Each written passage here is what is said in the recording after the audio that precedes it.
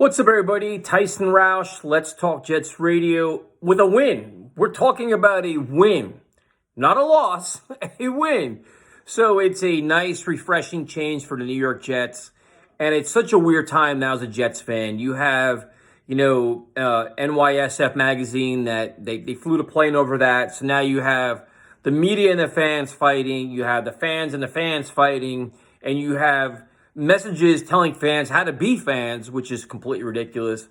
Like, listen, man, just do what you want. If you're a fan and you want to spend money, spend money. If you don't. Do whatever you want. Like, don't let somebody dictate to you what you want to do. Just be you, So, obviously there's a lot to talk about here, but for me, it's like, there's not a lot of hot takes coming out of this game.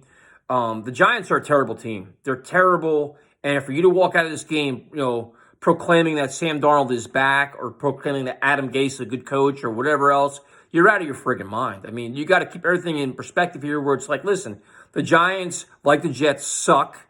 They have a lot of injuries, and the fact that the game was as close as it was is disturbing. And that's the way I look at it. Like, it's so cool to see Jamal Adams as the best player on the field, and it wasn't really even close.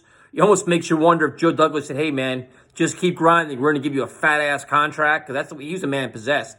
That fourth down play, the touchdown, I mean, that was like an all-pro kind of performance out of Jamal Adams.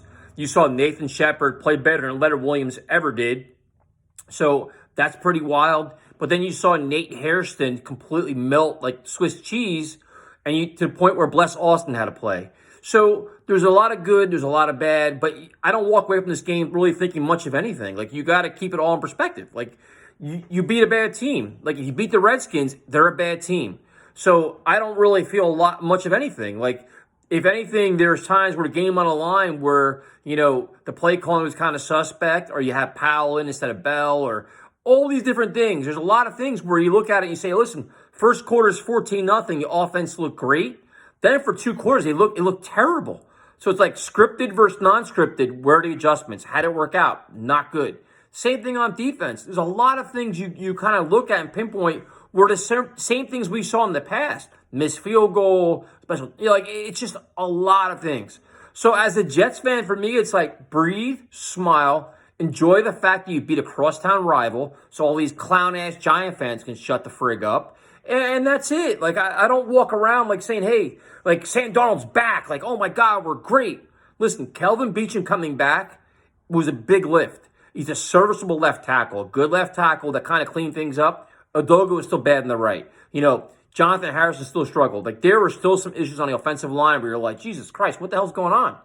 And then the secondary, bad because of injuries. Then the middle linebackers, bad. There was times where you're wondering, where the hell is Quinnen Williams at? Like, there's a lot of things, like, you look at this game, it's like it was a mess. Like, it was ugly, it was sloppy. Things didn't work out the way they should have, but they found a way to win.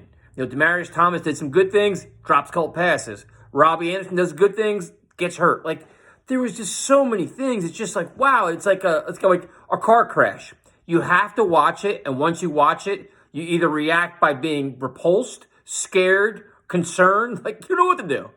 So, for me, like, there's not really a hot take out of this game. I'm glad they won. I hate the Giants. Their fans are arrogant as hell, and I have no idea why. Yes, I understand Eli won Super Bowls and beat the Patriots and everything else, but since then they suck. Shermer sucks. Wasting his timeouts like 4.5 minutes ago is mind-blowing. But then you look at the Jets, and it's like, how is your offensive coordinator the holder of your challenge flag? And back-to-back times, they were wrong, lost timeouts. Like, this was like a cluster. I mean, I'm not going to curse, but, dude, it's just take the win. Take the win, enjoy it, and move on. And don't talk to me until like the Raiders or the Ravens game when you play a team that's actually worthwhile in the NFL before you fire out any kind of information telling me that this team is competent, well-coached, or moving on.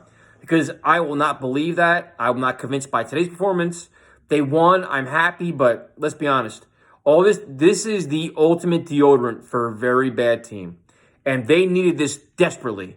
Because if they would have lost this game, the outrage amongst the fans would have been